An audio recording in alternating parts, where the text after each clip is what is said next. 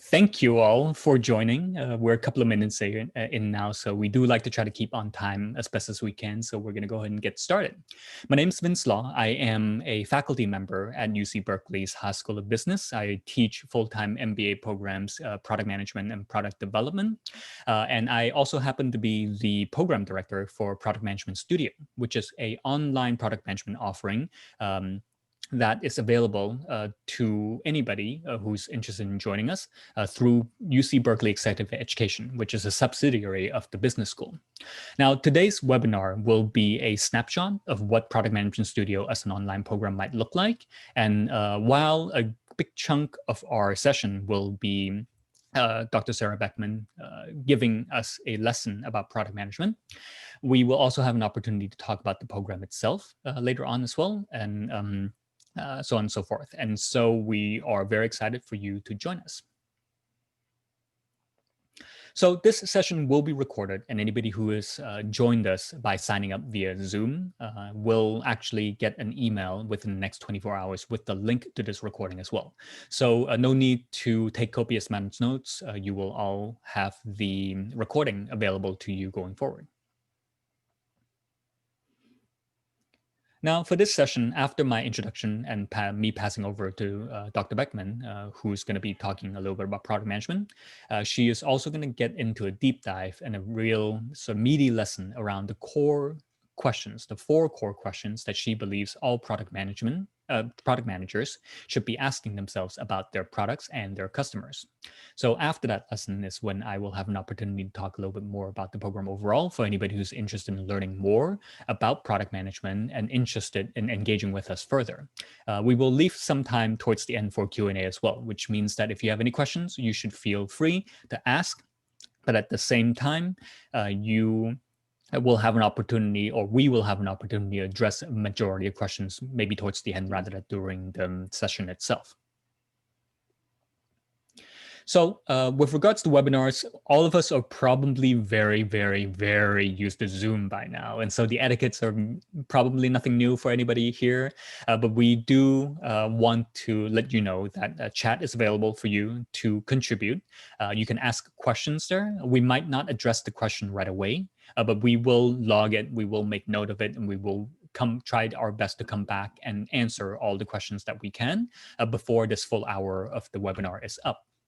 With that said, though, because we are allowing so many people to join and contribute, we do ask that you try to keep an open, safe, and inclusive environment for the discussion, and that you be courteous to everyone around. Now, even though we're on Zoom all the time, maybe some of you all use Blue Jeans or Google Meets, whatnot. If you are running into technical issues, feel free to message us, but make sure that you are messaging only the panelists so that the 4 of us here, the program staff, can address your problems to the best of our ability. Now, before we pass it over to Dr. Sara Beckman, I wanted to tell you a little bit about her. So she is a distinguished faculty member at the Haas School of Business, having been at the business school for, I believe, over 30 years now, right, Sarah? And so she is a real OG of product management, having also been the program and faculty director for the product management program at UC Berkeley Executive Education for, I believe, over 14, maybe even up to 15 years now. So many of us might not have even known about product management that far back, but Sarah has been teaching some of these concepts this far back. Now, prior to joining as a faculty member, Sarah holds a PhD in industrial engineering, and in her capacity, doing that work both in change management as well as operational management across organizations like Hewlett-Packard and Booz Allen Hamilton. She recognized there is a need for a design component to be part of the conversation when it comes to industrial engineering. And a lot of her focus since have been around design and innovation. In addition to serving as the faculty director for this program, Sarah also had a stint as a chief learning officer at the UC Berkeley campus's Innovation and Design Institute. And not only does she teach at the business school, she is also a faculty member at the engineering school.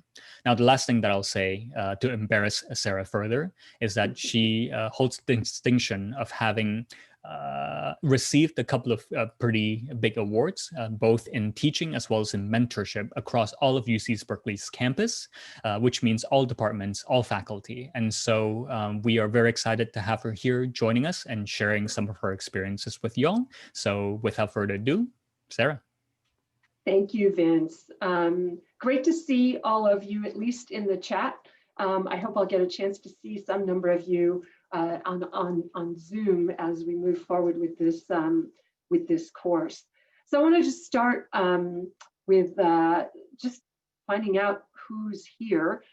You should have a poll pop up on your screen that allows you to answer the question of which of these most approximates your current role? So Jen, if that poll is there, there we go. You can answer the question there and we can watch the numbers.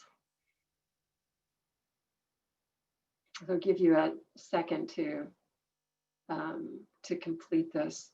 Vince often tells another true story, which is how we met, which is that Vince took my new product development class some years ago as an engineering student at Berkeley. And now he's come full circle and he's teaching that very class. So life has a funny way of, that's how I got started in teaching, was I taught a class, which was the first engineering class I took in my own undergraduate. So you never know where things are going to lead you.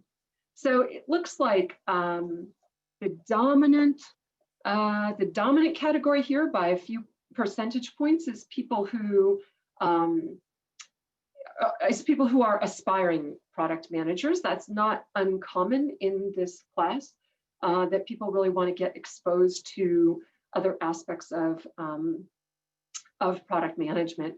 And then the second largest category, they're not very far apart here, is that you have experience as a product manager.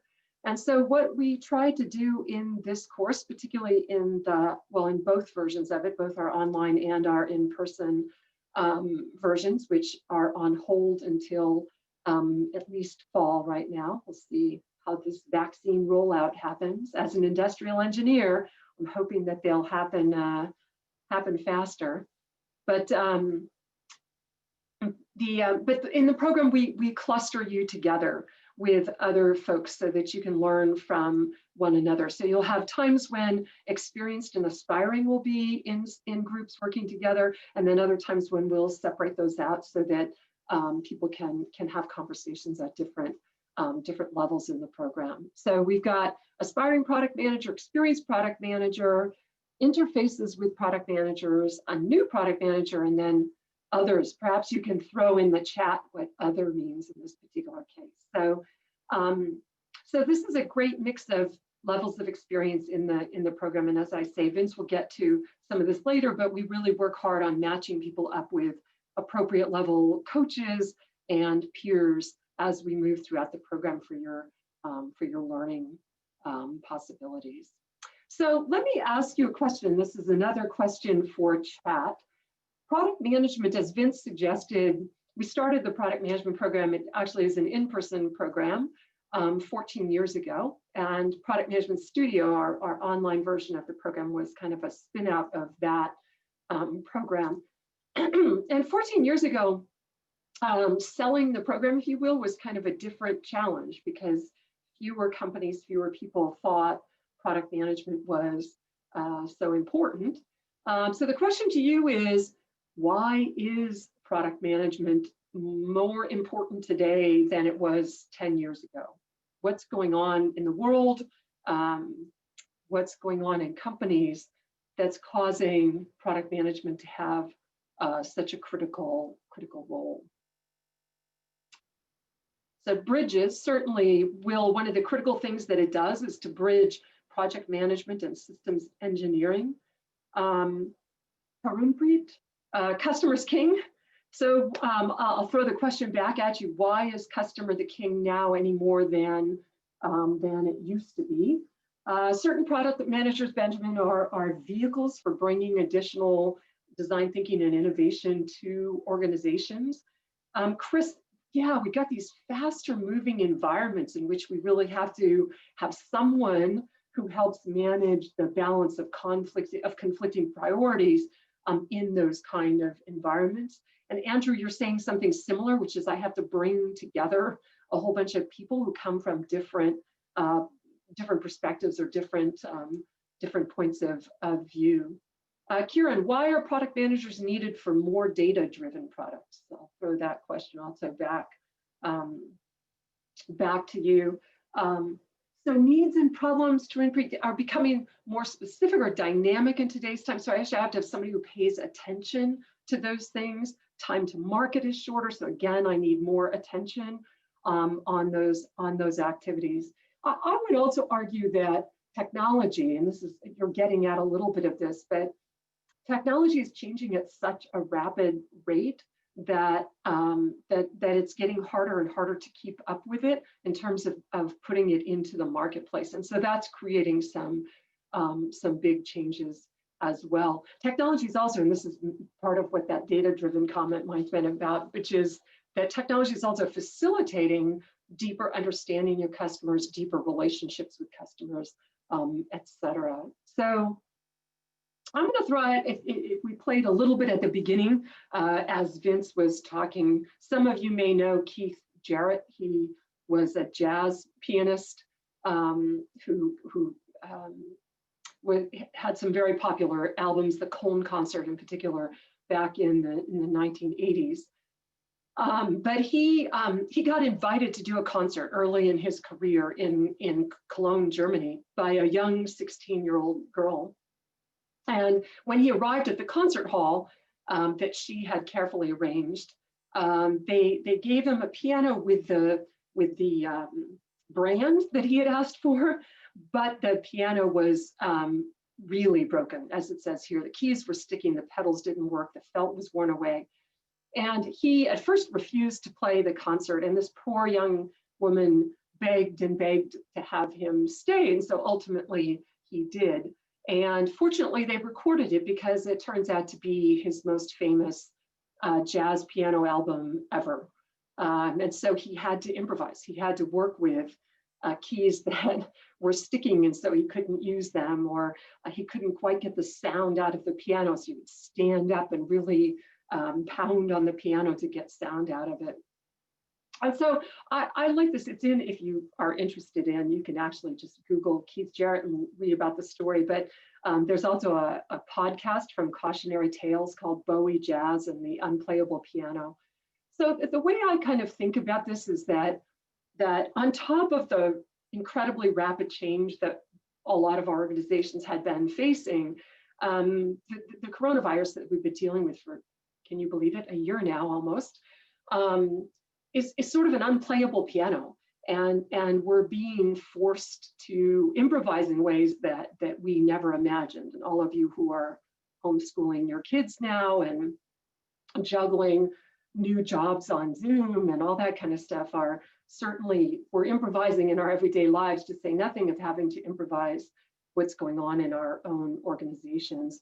And so a lot of the things you put in the chat about what product managers do puts them arguably smack dab at the heart of that innovative work. So as product managers, you're trying to figure out how to improvise on this unplayable piano.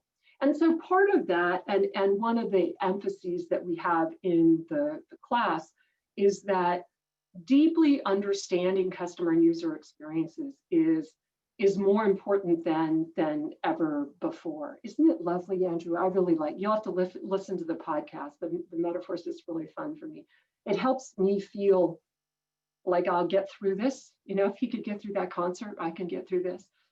And a lot of companies talk about being customer focused, but my experience is that they think they are because they talk about customers, but they don't really step into customer shoes or make decisions on the basis of understanding customers and users. And so what we work on in this class is trying to get a shift from I watch a lot of my executive MBA students go through this transition, a shift from being what I call inside out. How can I grow sales? Which is different than outside in. What will make my customer all the more satisfied with the experience that I'm offering them, which will in turn cause them to buy more from me and to increase my sales. And so that flipping from I've got a cool technology and I'll push it out at customers to I really get what my customer's trying to do and I'll use technology to facilitate them doing that is an important mindset shift. And I particularly like this picture of the Uber driver having to improvise in a way that made people feel safe, still riding in the Uber. The name of the podcast is Cautionary Tales. It's on one of the slides, which we'll share afterwards. Cautionary Tales is the overall podcast, and this one is called Bowie, B-O-W-I-E, Jazz and the Unplayable Piano. And somebody can type that in the chat there or put the link in. So here's the other piece of all of this. First of all, I have to really deeply understand customers in a different way than companies historically have done. But even before the pandemic, we've been putting technologies out there that are affecting pretty systemic change in our in our organizations or in our world, right? So tell me the implications of autonomous vehicles. What changes if we put autonomous vehicles out in the marketplace? There's a whole bunch of things that change. So throw a few of them in the chat. Efficiency, Mohammed, efficiency of what? Regulations over what? Safety gets better, right? In fact, I had somebody once say, safety gets better, and as a result, the number of organ donations goes down. Huh, there's an unintended consequence. Infrastructure, what changes about infrastructure? Insurance, absolutely. What do I insure? The car, the driver, right? Driver behaviors kind of go away, don't they? Or now I can relax on my way to and from work. No need to own my own car. So fewer people own cars, then what happens? I need fewer parking lots. If I need fewer parking lots, people can maybe work and live in closer proximity to one another, right? Total jobs will get lost. So all the people who do driving now for a living will have to be retrained or find other kinds of jobs to do. And my productivity goes up because maybe I can work or I can do other things while I'm commuting to some place. Ideally reduce traffic, although right now there isn't evidence of that, sadly. But traffic congestion control could certainly go down, so I have a more predictable commute. So there's all these system-wide effects of us investing in this technology. And Google has done a particularly good job of thinking through these systems when they began to push these technologies out the door. But there are other technologies you can think of where perhaps we do less thinking about that. So, for example, in the healthcare industry, we're redesigning prosthetic arms, for example, all kinds of body parts that that will enable people. Some people say there's somebody alive already who will live to be 150 years old, but that within 2 decades will enable people to live to be 1,000 years old. So tell me some of the effects of that. And back it off. You're probably all saying it. Some people groan when I say 1,000 years old and say, oh no, I hope it's not me. But yeah, Stephen, first thing that comes to people's minds is certainly overpopulation, that there will just be too many people, not enough food, etc. What else happens? Quality of life. So Rajan, if I can do anti-aging, then maybe my quality of life stays better than one might imagine. Although there is a point at which you wonder, how much of my body can be replaced before I am who I am, right? So yeah, how will I earn enough money? When do I retire? Do I retire at 65? And then what do I do for the next 135 years? We'd better do interstellar travel, Lisa, right? If we had to have some place for people to live. So what will nursing homes look like? What will communities look like? Like, how will all these people live together? Insurance premiums change. I've got to pay for getting all those new body parts. So I've kind of got some yeah, like, what do we do at euthanasia? What are families anymore? Like, do I get married for life like now? Or do I imagine 200 years of Steve Jobs, right? Oh, wow, we could have some people stay around that we would have liked to have around longer, or vice versa in some cases, right? So here's the point I want to make about, as product managers, as engineers as well, increasingly your jobs are to design systems of the future, not just products. In fact, even bigger than customer experiences at some level. You're designing entire systems. Sometimes you're doing this whether you intend to or not, right? So a prosthetic arm, it doesn't feel like I'm designing a system, but I'm enabling all these other changes in the future. So in effect, we're designing systems of the future that have to be able to somehow take advantage of technologies, but really account for the human side of it all as well, at least until we all become robots, and then that's a whole other world. Well, so we won't go there. Yeah, 100 careers over a lifetime. So what we try to think about in this course is really, how do you take a little bit bigger perspective about what it is that you're providing to customers? Think a little bit beyond the immediate consequences of a particular feature, to thinking about the experience, at least, that you're creating for customers. Any Black Mirror fans out there? Yes. Mustafa, what's Black Mirror about? Oh, there's a lot of you. Yeah, so Mustafa says it's a Netflix series. Thank you for reminding me. I never know which. So Black Mirror is a series on Netflix that's a pretty dystopian view of our future with technology in it. This particular episode, the one I understand the best, there's some of them that you'll have to explain to me sometime, but in this one, everybody rates everyone after every interaction. And then your rating determines like what rental car line you get in, or how you're treated in different aspects of society. And this is one that arguably we're kind of doing already. So it's not so distant in the future. But I think the big question for all of us is, what kind of future do we want to create? How do we avoid creating black mirrors? And yeah, exactly, right? Social rating happening in China and other places. And so this is the question, right, Harsha? Does tech create more problems than it solves? And I think the movie The Social Dilemma is another example of this. I think we're smack dab in a place right now where we're having to ask questions about what we're doing with some of these technologies. So that's kind of a really big picture view of how we think about the class. Let me get more concrete and so Sarah, yes, we actually have a person with their hand raised. So Soya, I'm gonna allow you to talk, and feel free to sort of ask the question that you've got. Thank you, Vince. So you have to unmute as well. So yeah. Okay, we might be running into a little bit of difficulties.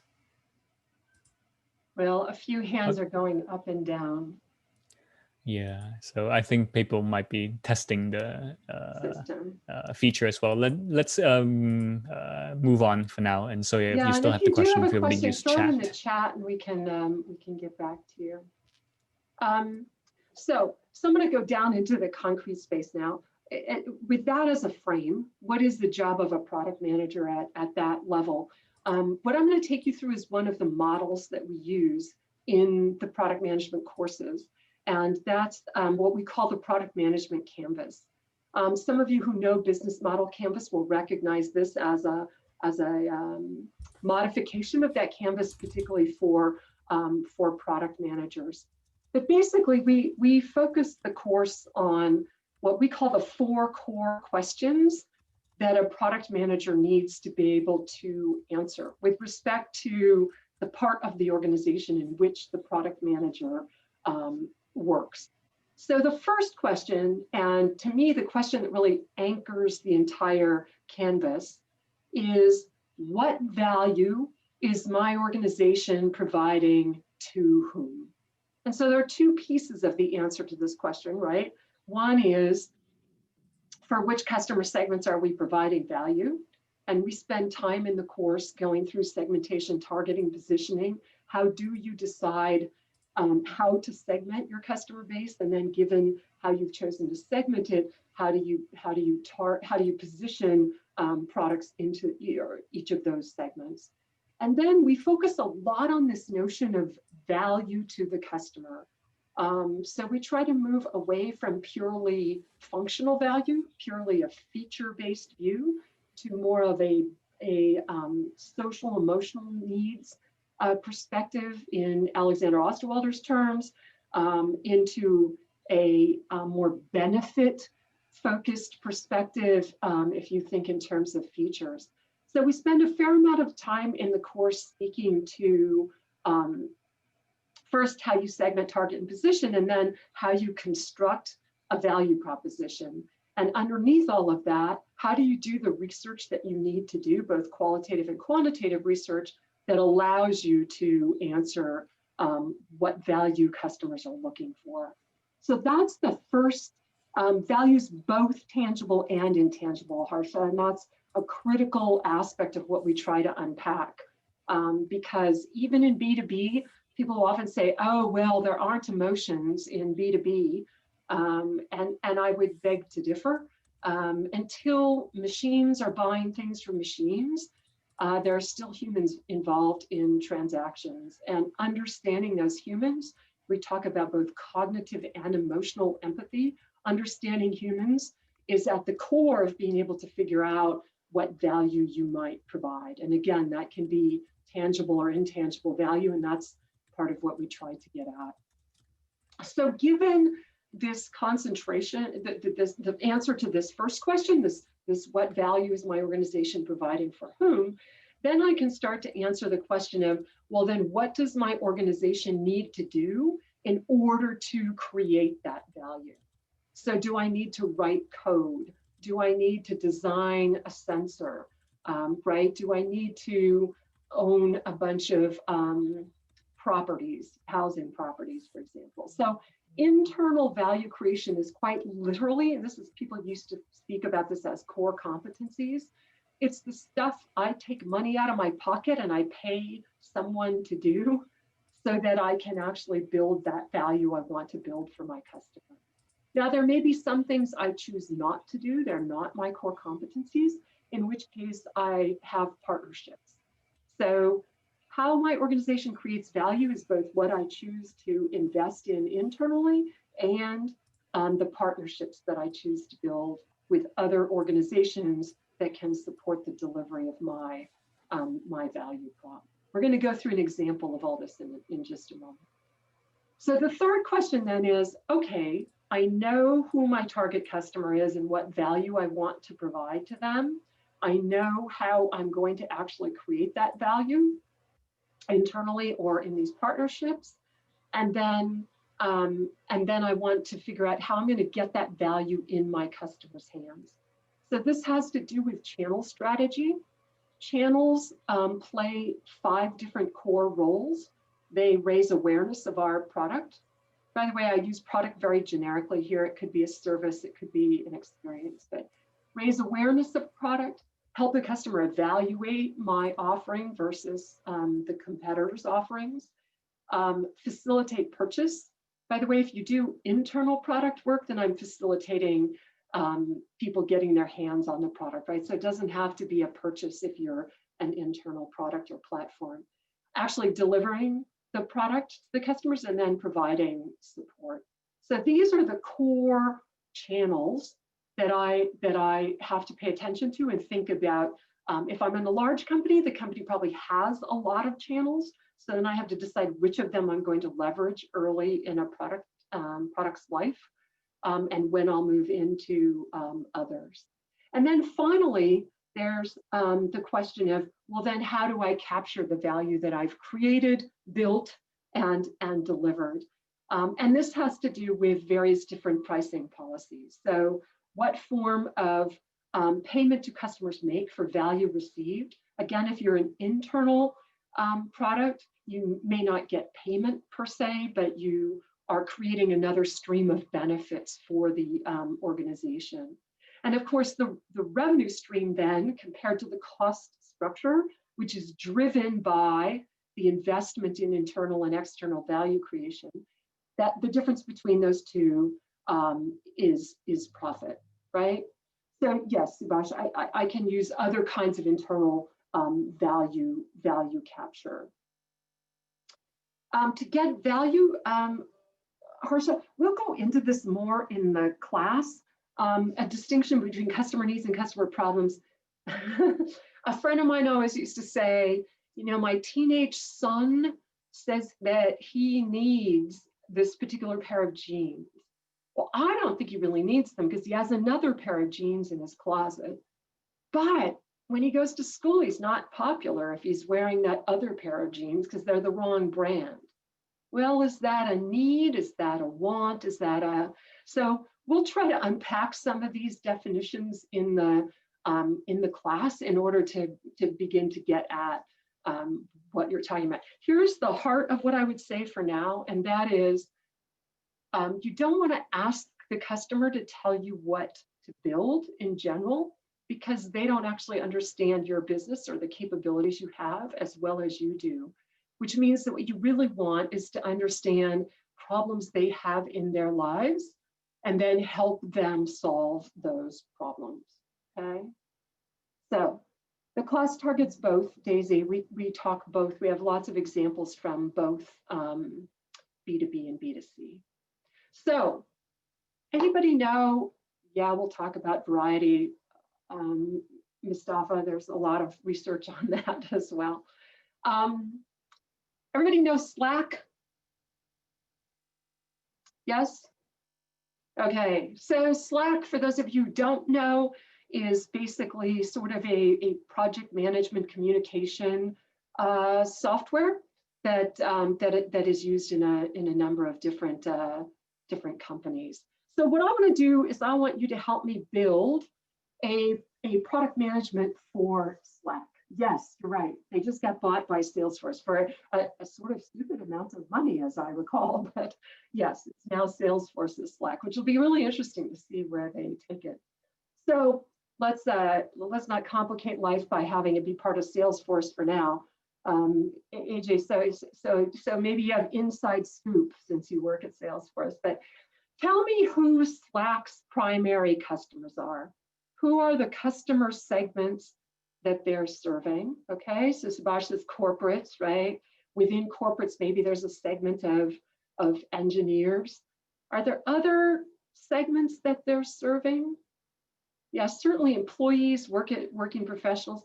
Yeah, Subhash, I might say that there's another segment. There's sort of corporates, but then there's these more like product teams or smaller companies, people working in groups, Ian. So you could say that the corporates also have people working in groups, but the corporates are kind of a little bit different customer than the smaller teams. So tell me, what value is Slack providing to corporates? What are the corporates, you know, and in this case, you presume like the CIO, there's some IT group that is making the purchase. So ease of communication, collaboration, right? Corporate's single point of communication, time, efficiency, engagement. So if I'm selling Slack to a corporate, I'm going to give them all those kinds of pieces of a value prop. And what's the value prop for, like I'm using Slack for a research project?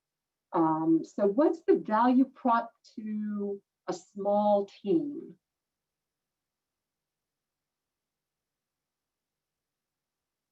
So collaboration among non-co-located members. Yeah, Lisa, nice that it's free, isn't it? So not intrusive traceability of ideas, all communication in one place, reducing email. So there's some overlaps in these value props, but there's a little bit of difference between them. When I went and researched this a while back now, the way it sort of was portrayed in articles about Slack is that the large corporations, which I put in a blue post-it note here, are also using this for compliance while coordinating thousands of workers. So there's some sort of standards compliance capabilities that it offers. Whereas the smaller companies are trying to save time by removing these communication silos. Now, you could argue that a number of the other things, you brought up a whole lot of good stuff in here, could go in here too. But let's say for now, these are the two segments. And I'm going to put the segments in two different colors. So now I want to know, if you're Slack, what do the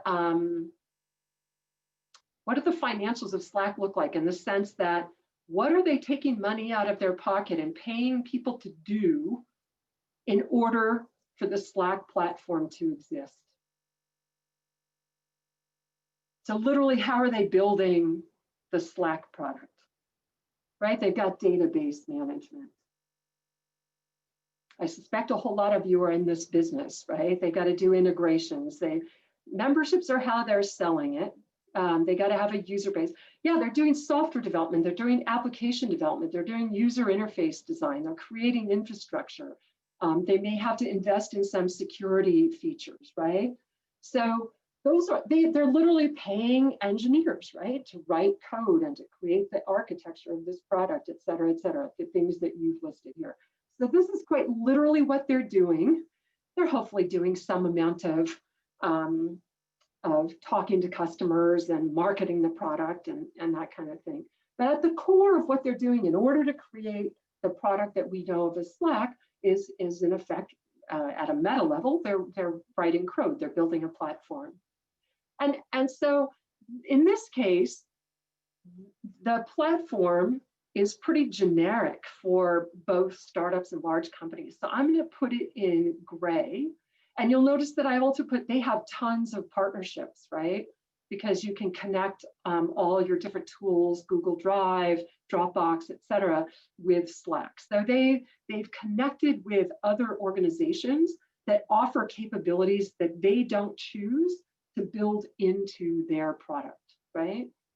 So that's what they're doing in order to create value. So what channels are they using?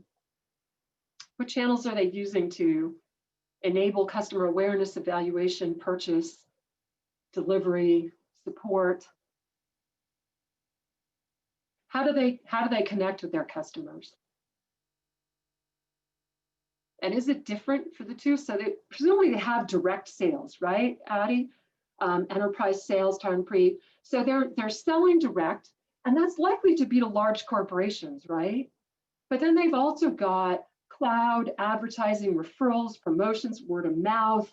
They've got all these other different channels, right, that they're using to potentially reach that startup or that small, like my project, where they're not going to do direct sales to me.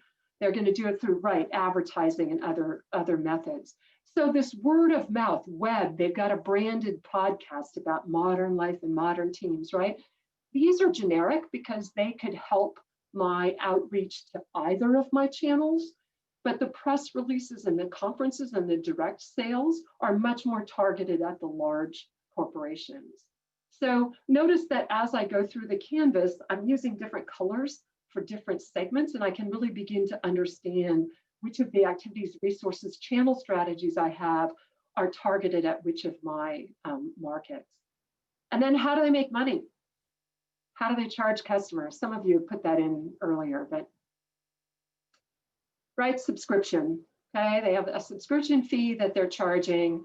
And this is very interesting. So this comes back to some of the things that you were talking about earlier in the chat. Notice how they sell their product. So I just pulled these things off, like, well, sales teams have a 21% faster response time to sales leads when they use Slack. So they're out there collecting collecting data in order to in order to show the benefits that they're providing to a company, right? And they also talk about this, it's really interesting. I don't sell features, messaging, or channels. I sell organizational transformation. So do you see here where they're, they have some nitty gritty, like functional level information that they can use, but then they also have these social, emotional, I can sell you organizational transformation. So that's the kind of layering of, right? Yeah, the vision of the owners is showing through clearly in the original owner, the founder, right? So they've got freemium pay per active user, and then counterbalanced with the salaries that they pay in the rent lease of office space, that becomes their profitability. So that's in a nutshell, kind of the kinds of things we talk about in the class is how can you, for your own organization, because in the class you work on your own organization, so you build a product management canvas for your own. It doesn't have to be your own organization. You could say, I really want to interview with this other startup. I think I'll do a class about that, so I'm ready for the interview. That's totally fine with us. So we're going to have you build this product management canvas. And then we put around that canvas a storytelling wrapper. So we've got this great guy who comes out of the advertising and marketing industry who teaches storytelling.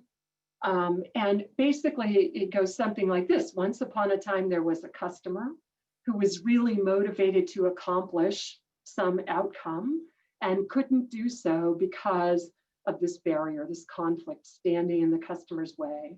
And then the customer heard about my product, which offered the following resolution of that conflict. The product works in the following 3 ways, unlike the competing products. So the story brings together a bunch of the elements of what we cover in the class, right? It's got the target customer in there. It's got the challenge that the target customer is having. It's got a resolution to that challenge, which is the value proposition, right? And then it's got analysis of the competing marketplace. So we put the storytelling wrapper around because the product management canvas itself isn't necessarily great for telling a story, but the story is really critical to how you communicate what you're all about in the organization to not only to customers, but to senior management, as well as to the team that doesn't usually work directly for you, but you have to work with them. The story really helps connect that team. So that is all underpinned by what we call the innovation capabilities. So innovation capabilities include empathy for the customer, which in turn creates insights about the customer. And then it also includes generating alternative solutions and then experimenting and testing to learn. And then we talk some about mobilizing and executing as well. Most product managers do not have direct reports. So the question is, how do you engage in negotiations and influence in order to get teams to move forward with you? The business model canvas is aggregated into these 4 questions, Tara and Preet, with the exception of customer relationships, which in my experience, no one ever understood that box on the business model canvas. So we've kind of removed that. So this is in essence the core models that we use in the product management program. So I'm going to turn it back to Vince. A lot of you have questions about what the program will look like, and I'm going to let Vince walk you through what that looks like. Vince. Cool. Thank you, Sarah. So everyone, what you've just experienced now was one of the various modalities that we like to use throughout the program in the way we teach the content that we call Product Management Studio. And it's just one of many ways in which our participants are able to engage with each other.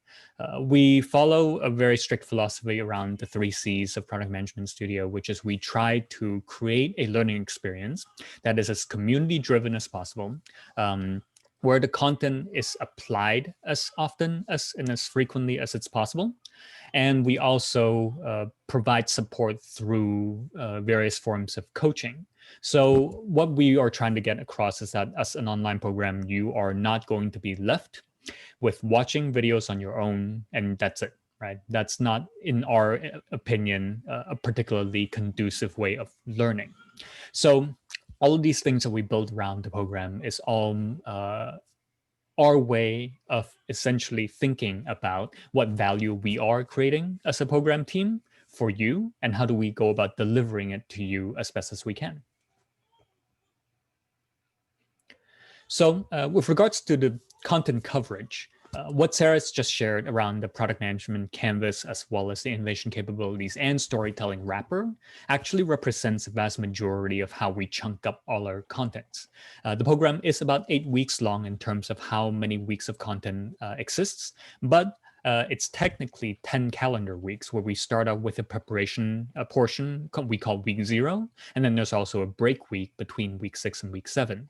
But as you can see, after the sort of welcome and kickoff, where we talk and get much more in depth about the product management canvas, as well as the innovation capabilities, storytelling, value creation, value delivery, to whom we're creating value, all those sort of marketing channel concepts, as well as just general, jobs to be done approaches, all become part of the discussion throughout the program, whereby you will have an opportunity to essentially try to answer these questions for yourself.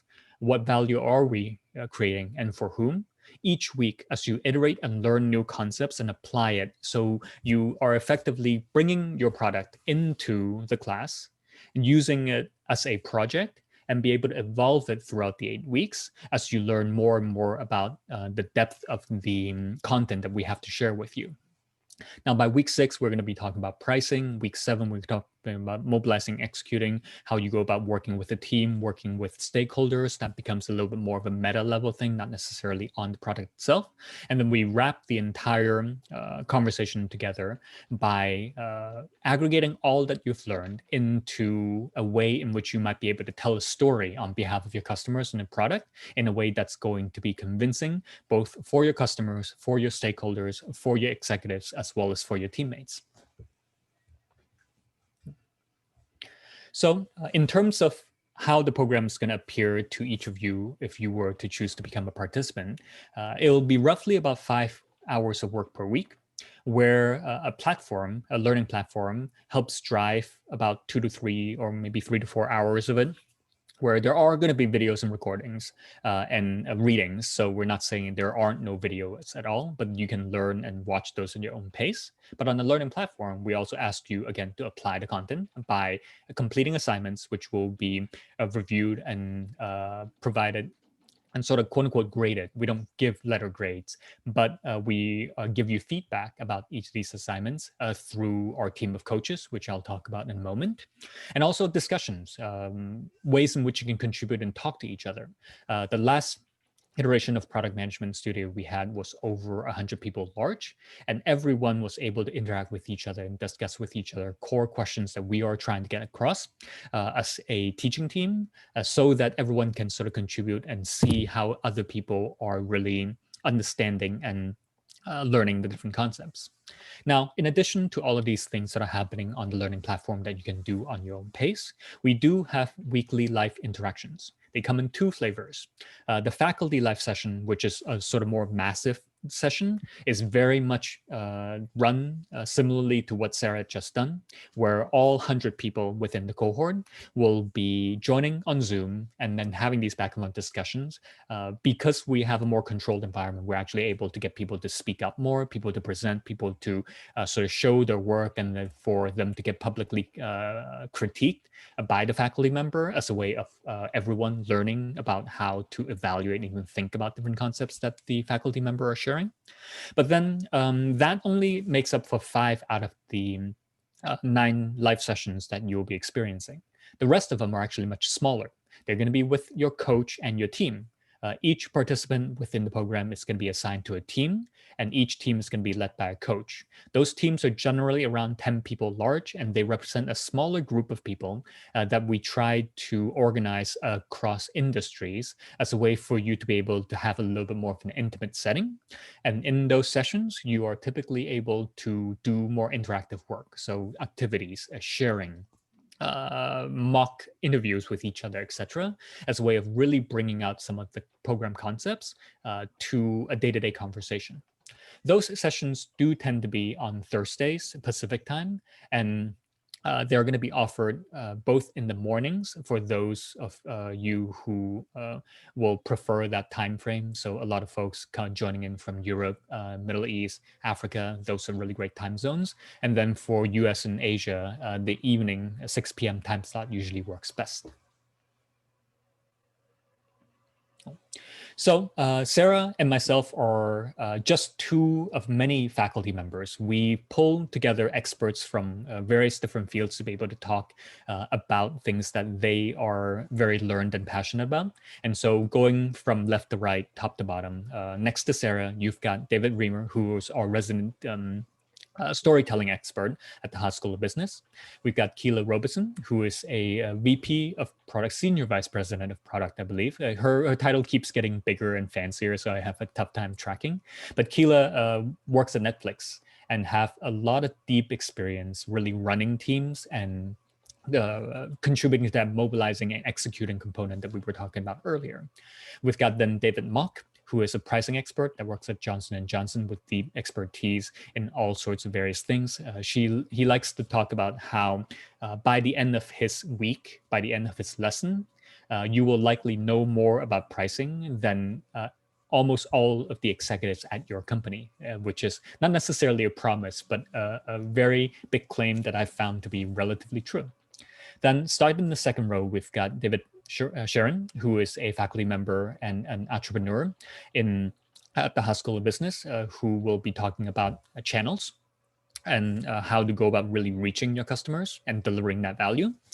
And then center bottom, we've got Professor Stephen Huff, who is the marketing chair at the Utah Valley State University and a visiting lecturer and professor at the Executive MBA program at Berkeley. And he is a deep marketing expert talking about segmentation, targeting, positioning, just like Sara had mentioned. And then myself, my experience is in the practical side of product management, having led product management teams and being a product manager myself for the past 10 years. And I like to share my thoughts and experiences typically around road mapping, prioritization, metrics, etc. So as I mentioned earlier, there are going to be a team of coaches that are assigned to small groups of participants at a time. These are experienced product managers that span various different industries. You see some of the logos on the right there are some examples of companies that many of our coaches have worked for. They lead each teams and they are there to provide facilitation to generate conducive conversations for the entire team, but also to provide regular feedback. Each assignment that you submit, your coach is responsible for giving you some written feedback on things that you might be improved on and things that you're doing well on. There's also opportunities for one-on-one coaching where you are able to ask your coach some questions about the program content or just about product management in general.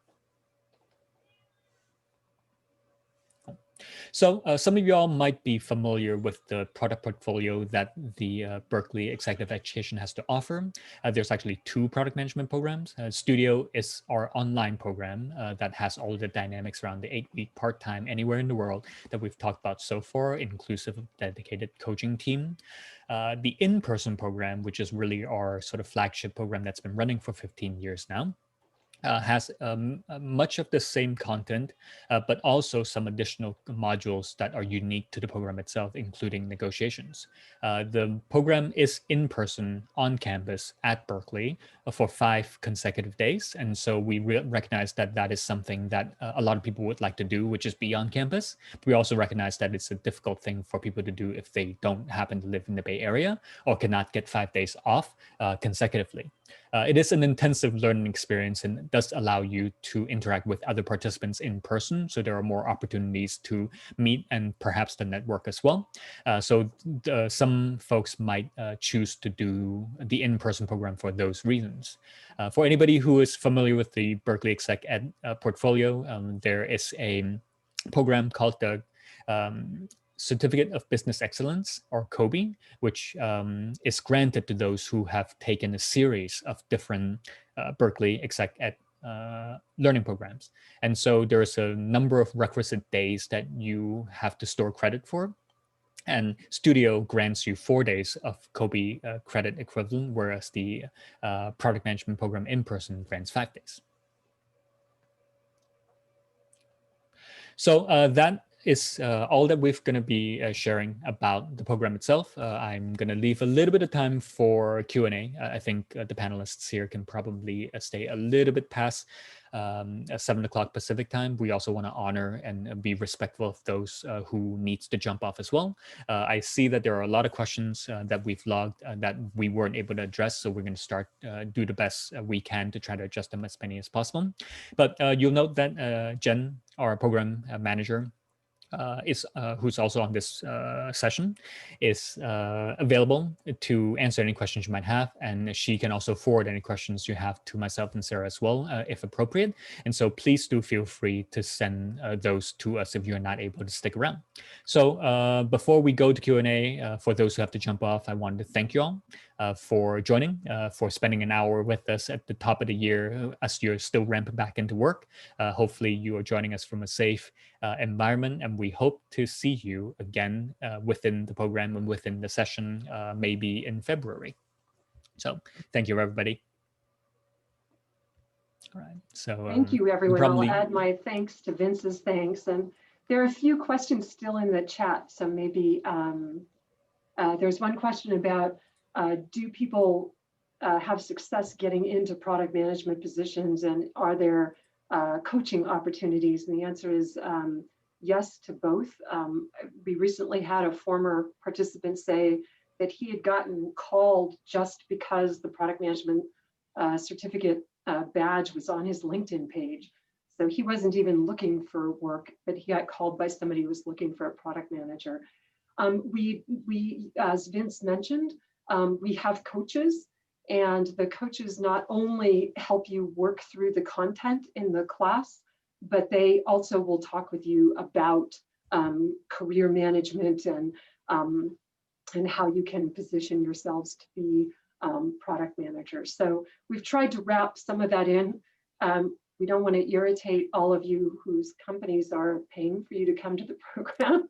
So we don't want to overly advertise that we're here as a to help you change companies, but certainly we have people in the program who can be helpful. We also invite you to join at the end of the program a pretty extensive LinkedIn network that we have built of prior participants over the years, which is a few thousand now, participants who've been through the program. And if you have other questions, there were some questions for you, Vince, about what's a great book to read about product management, and any other resources you might have on prioritization and road mapping. And one other thing I can't remember right now. Right. So in terms of books, thank you, Andrew. In terms of books, there are not a lot of sort of pan product management books that I think I would wholeheartedly recommend, but there are things that are in specific areas of expertise that I think I'd be more than comfortable in sharing. For example, with metrics, I think one of them, the ones that I like most is called Lean Analytics. I can't remember the name of the authors right now, but that's a book that is very well reviewed. In terms of really thinking about how you measure success. So I think that would be highly recommended. In terms of just content around prioritization and metrics, the reason why I like to teach or even just write about it is because I actually haven't found a ton of really great definitive work in that topic.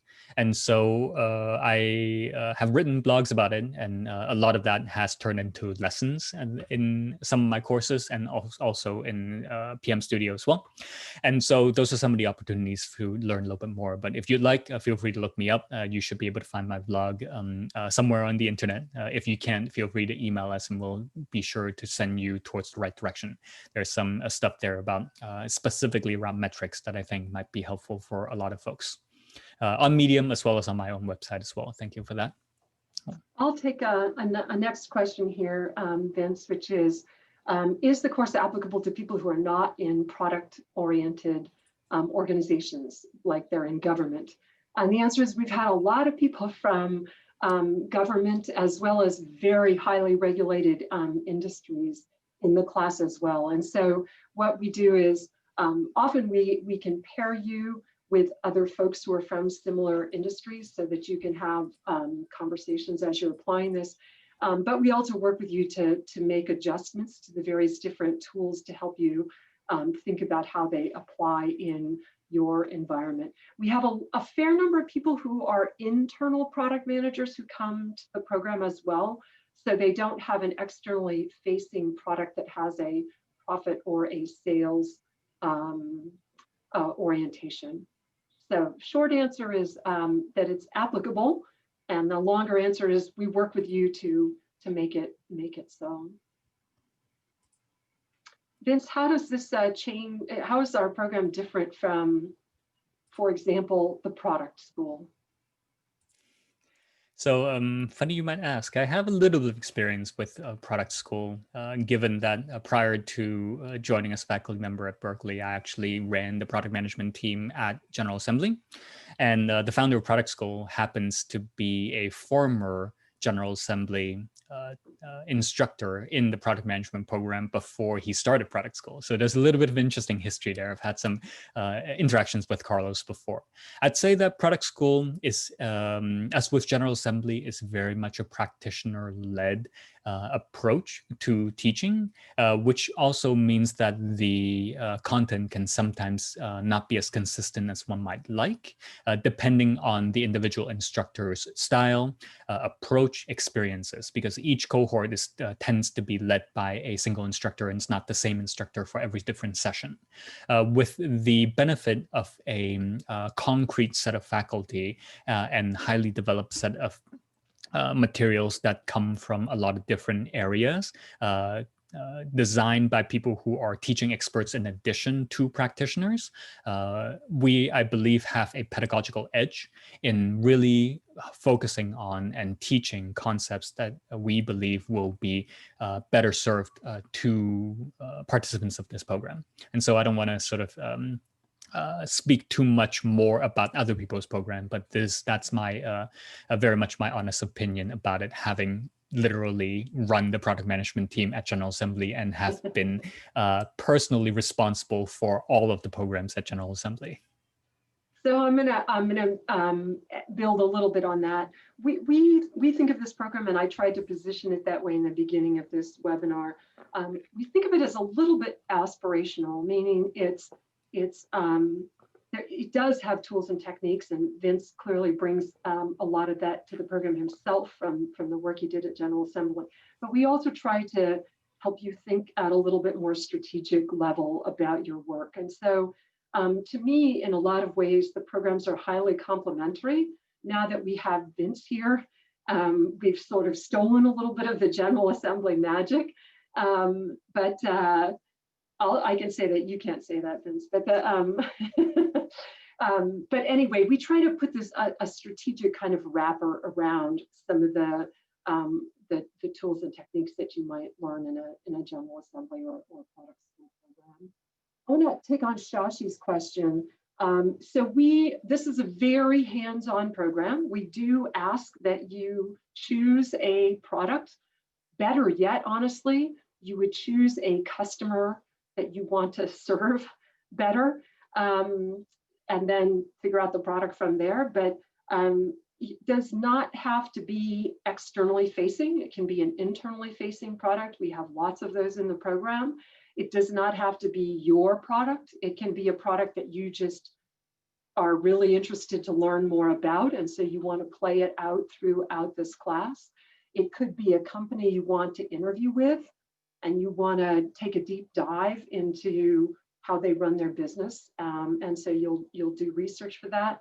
We've had any number of people do their startup idea in this class, so they don't do it for their day job. They do it for the startup that they want to be doing later. So lots of different options. Vince, what if you want to break into the tech industry? Yeah, so product management, it's sort of was popularized within the tech industry. It actually wasn't necessarily generated from the tech industry. It has its roots in consumer product goods and what is then known as brand managers. But it is definitely more of a tech thing, though it has expanded to a lot of different industry at this point. And so you can be a product manager without being in tech. I wanted to address that first. With that said, though, I think breaking into tech is just like breaking into any industry. It requires knowledge, experience, interest, passion, and a little bit of luck. And so I don't think I have anything sort of magical to say about tech insofar as that it is just like any other industry. With that said, though, I will say that because product management is so prominent within the tech industry, I think having some of this learning applied to technology products will give you an ability to think differently about tech and differently about product in ways that might help you transition into the industry, whether it be the way you just talk and refer to your product and the language that you use based on what you learn from the program in an interview or something like that. So I'm going to let Vince sneak away because he has a 6-week-old to go feed. So, but I'll take on a few Thank you, more Sarah. questions. Vince, thank you for being here, and I'll take on a few more questions before we close out. Andrew, the synergy is between UX research and product management. They have to work really closely together because the UX research people are the people who go out and deeply understand your customer, and you have to go get that information because you're the one who has to create empathy on the part of the engineers and people developing your offering for the customer. So you become a translator, if you will. We'll have much longer conversation about that, but that's the short answer to that question. The online program, I'm not really sure. Is it more towards marketing, sales, or engineering? It's not towards either. The program is really targeted at product managers, and that often includes people who want to become product managers, who often come from engineering. But we're not targeting the program to marketing and sales or to engineering. It's targeted at product managers. The course is absolutely applicable to service design. That's why I said I use the word product very generically in our conversation today. It could be a service, it could be any other kind of offering. So we really talk about customer experience design, which may or may not have a physical product as a part of that. I think to make the most of the class, I would suggest that you really come up with a target for what you want to work on during the class. First of all, it should be something you want to sink time into while we're together. And then the second thing I would suggest is that you be ready to tolerate ambiguity for the first few weeks of the class, because we start you out by building an initial product management canvas, but a lot of people feel uncomfortable in that early process. But as the course goes on, we unpack each of the boxes more and more deeply, so you keep returning to it. So dive in, just put a stake in the ground and play with the concepts, because that's the best way for you to be able to take this information back to the class. Product equals inclusive service definitions in management. I think the answer to that is yes, if I understand what you're saying. We're not talking about just a physical product, but we're talking about it could be a service at the core instead of a product, but we're also talking about all the elements that are associated with creating a customer experience. Okay.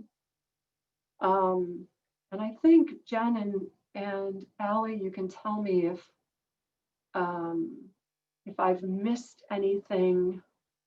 Yes, ambiguity is part of your life. And so embrace it, right? I think I've caught the non-logistics questions that are left here. Are there any more? Somebody asked, what advice would you have for prospective students of the class to make the most of it? Yeah, that's the one I just talked about. So sorry. Yeah, that's okay. You're busy running all the other stuff. So that's really the one, have something in mind that you want to work on. We're happy to talk with you about that choice before you come to the program, but it's really good to have that in mind. I think that may be it for questions that I can answer. The scholarship question, I would ping Jen and she'll get back to you on that.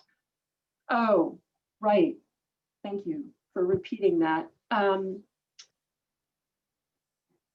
mean, no, but you can't, you got to start somewhere, right? So the question is prior PM experience essential for being successful? I mean, the answer is that the more experience you have, the more you'll grow as a PM. So when you start out, you'll be in a smaller role, and then you'll move into bigger and bigger roles. So you have to start somewhere. I think the course, I think because we've been around a long time and we have a reputation, that there are certain companies, maybe more in the Bay Area than elsewhere, but who see the course as an important step in getting an understanding of what PMs need to be able to think about. So I don't want to overplay it. Is the course sufficient? Not for every company and every environment, but I think it is an important step that a lot of folks have found valuable as they've moved from, say, engineering or another role into PM. And then, as we said earlier, there's career guidance is available. It's available from the coaches. So the coaches are there for you really to talk with them about anything. It could be, how should I build my product management canvas, to how do I change my job. We don't focus on AI ML specifically. Some of the faculty will be more involved in that kind of work than others, and so you could engage them or ask questions of them. But we don't specifically take on any particular technology.